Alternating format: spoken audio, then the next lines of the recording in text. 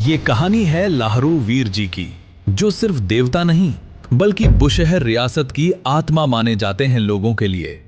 लाहरू वीर जी सिर्फ आस्था का नाम नहीं, वो एक जीवित शक्ति हैं, जिनकी दैवीय ताकत के किस्से आज भी पहाड़ों में गूंजते हैं। मान्यता है कि लाहरू वीर जी का उद्गम गानवी गांव के पास एक विशाल चट्टान ढाक से हुआ। कहा जाता है कि उस चट्टान के भीतर देवता का रहस्यमय महल था, जिसके 7 दरवाजे थे।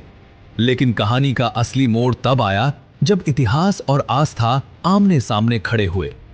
ये था बुशहर का महायुद्ध, जो लोक कथाओं के अनुसार सुंगरी बहाली मैदान में लड़ा गया। बुशहर का लक्ष्य था नावर रोहड़ू क्षेत्र पर अधिकार।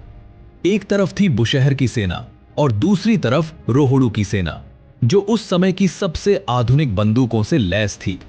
यह सिर्फ युद्ध नहीं था, यह थी आस्था बनाम तकनीक की टक्कर। और तभी हुआ चमत्कार।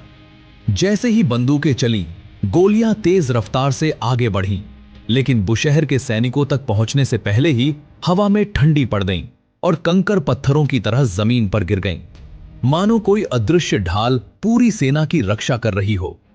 कहा जाता है ये वही पल था जब लाहरू वीर जी ने अपना वचन निभाया और बुशहर को विजय दिलाई। इस दिव्य हस्तक्षेप के बाद बुशहर रियासत को एक ऐसी ऐतिहासिक जीत मिली जो आज भी लोकगीतों में गाई जाती है। लेकिन कहानी यहीं खत्म नहीं होती। 15वीं से 16वीं शताब्दी में बुशहर के राजा ने इस चमत्कारी विजय के सम्मान में अपनी रियासत का विशाल हिस्सा, जिसे खुंद कहा जाता था, लाहरू वीर जी को अर्पित कर दिया। यह क्षेत्र फैला था कुल्लू के कसौली खड्ड से किन्नौर के नाथपा तक।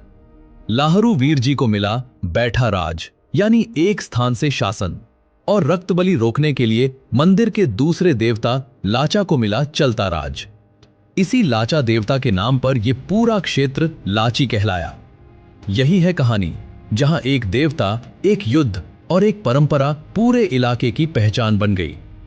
अगर ऐसी रहस्यमयी देव कथाएं आपको पसंद हैं, तो कमेंट्स में जरूर लिखें, जय लाहरू वीर जी।